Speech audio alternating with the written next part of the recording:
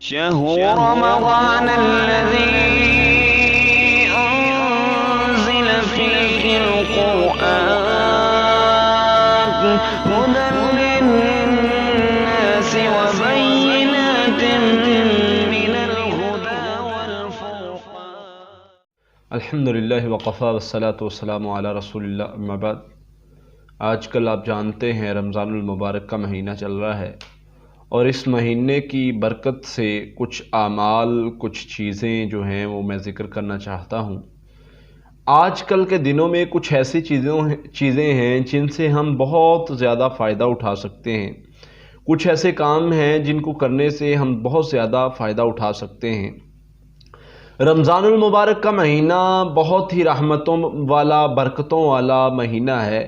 اس مہینے میں اللہ تعالیٰ جنت کے دروازے کھول دیتے ہیں، جہنم کے دروازے بند کر دیے جاتے ہیں. اس مہینے میں پکارنے والے پکارتے ہیں، خیر کی طرف اللہ کے فرشتے تمہیں پکار رہے ہوتے ہیں. کیا مریضوں کے لیے اس میں کچھ فائدہ ہو سکتا ہے؟ مریضوں کے لیے اس میں بہت ہی زیادہ فائدے ہیں.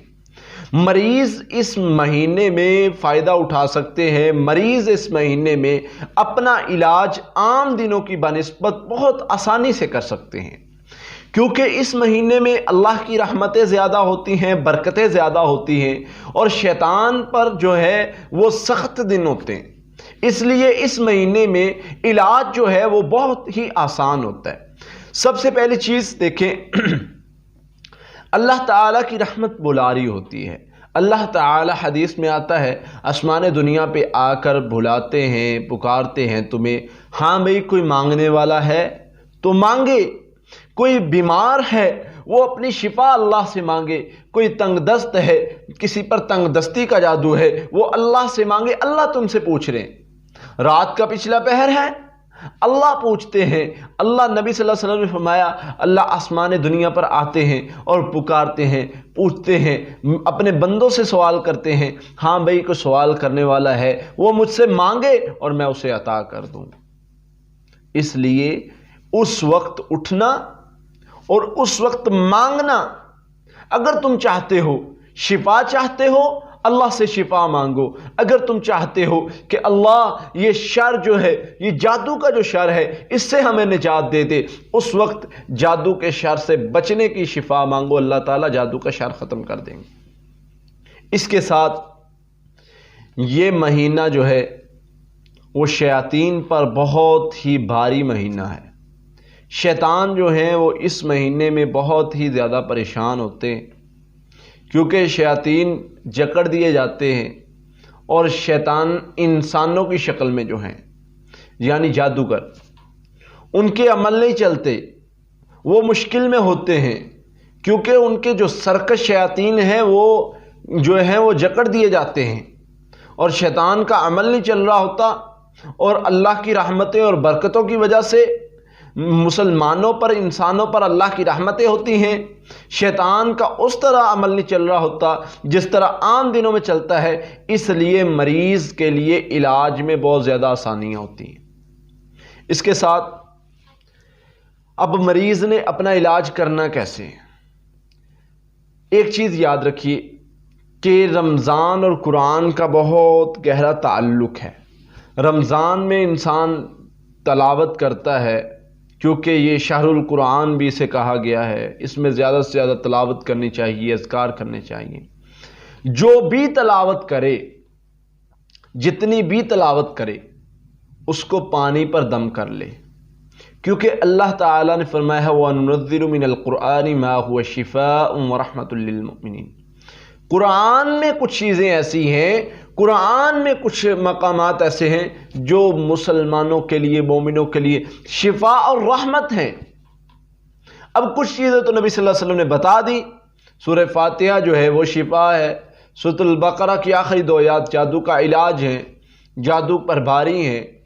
اب باقی کا قرآن جو ہے وہ بھی ہم نے اپنی روٹین میں پڑھتے رہنا ہے اور پانی پر دم کرتے رہنا ہے.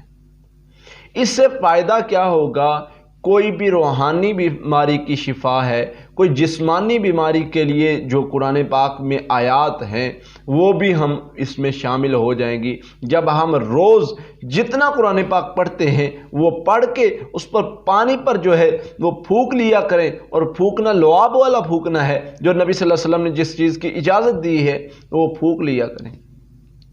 اور اس کے ساتھ اگر شروع میں یہ 2 چیزوں کا اضافہ کر لیا جائے، سورہ فاتحہ 7 مرتبہ، سورۃ البقرہ کی آخری 2 آیات 7 مرتبہ، یہ 2 چیزوں کا اضافہ کر لیا جائے تو یہ پانی جو ہے اس کو یہ مکمل ہو جائے گا اس کی پڑھائی۔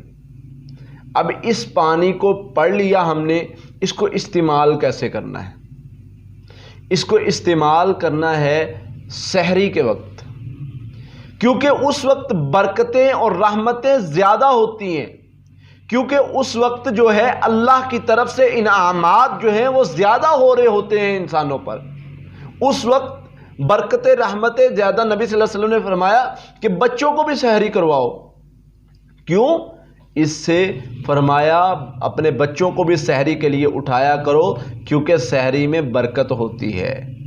اب جو بندہ مریض ہے وہ سحری کے وقت جو اس نے دن میں تلاوت کی ہے اس کو پانی پر دم کرتا ہے، اور پانی پر دم کر کے وہ پانی جو ہے وہ سحری کے وقت پی لیتا ہے۔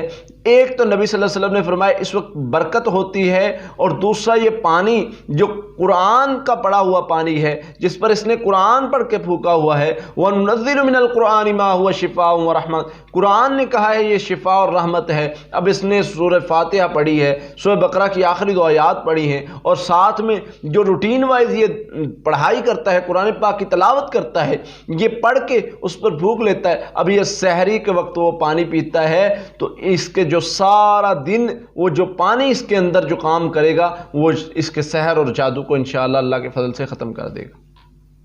اس کے ساتھ جو رمضان میں ہمارے پاس موقع ہوتا ہے وہ ہوتا ہے تراویح میں قرآن سننے کا۔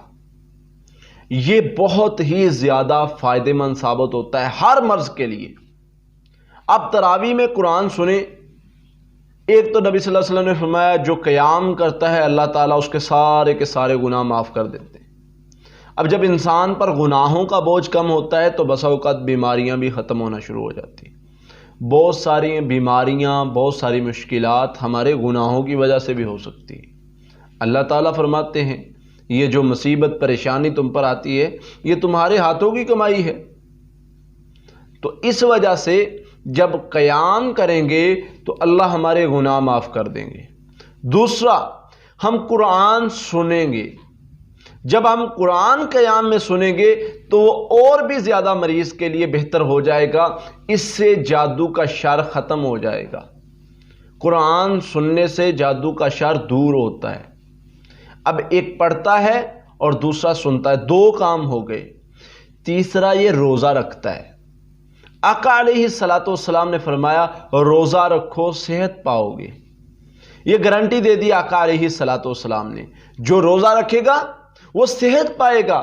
اب صحت کی گارنٹی آقا علیہ الصلوۃ والسلام نے دی ہے تو اس لیے پتہ یہ چلا جو مریض روزہ رکھتا ہے اس کو صحت بھی ہوگی، اس کی ایمانی قوت بھی بڑھے گی، اس کی روحانی قوت بھی بڑھے گی۔ تو اس لیے اگر آپ چاہتے ہیں کہ آپ کا علاج ہو جائے، اگر آپ چاہتے ہیں کہ آپ جو ہے رمضان کے مہینے میں اپنا علاج خود کر سکیں تو اس سے زیادہ بہترین موقع آپ کے پاس اور کوئی نہیں ہوگا۔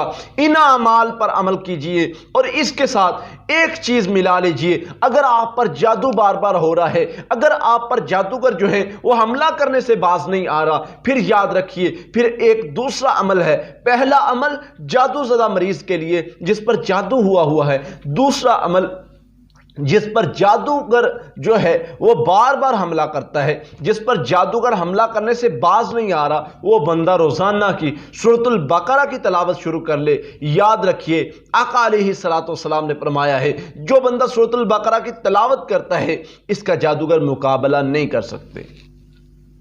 اور واللہ جب بھی کبھی جادوگروں سے واسطہ پڑا ہے، مقابلہ ہوا ہے، چیلنج ہوا ہے، ہم الحمدللہ اپنی روٹین میں سورۃ البقرہ کو لے آتے ہیں۔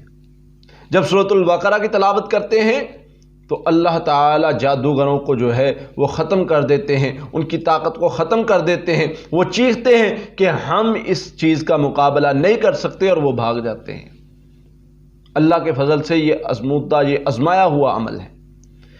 اور ایک چیز، اس مہینے میں دعا زیادہ کرنی ہے، خاص کر سحری کے وقت۔ اس وقت اللہ تعالیٰ دعائیں سنتے ہیں، حاجات سنتے ہیں، تمہاری حاجات جو بھی تم مانگتے ہو وہ پوری کی جاتی ہیں، اس لیے دعائیں بھی کرنی ہیں، یہ عمل آپ نے کرنے ہیں۔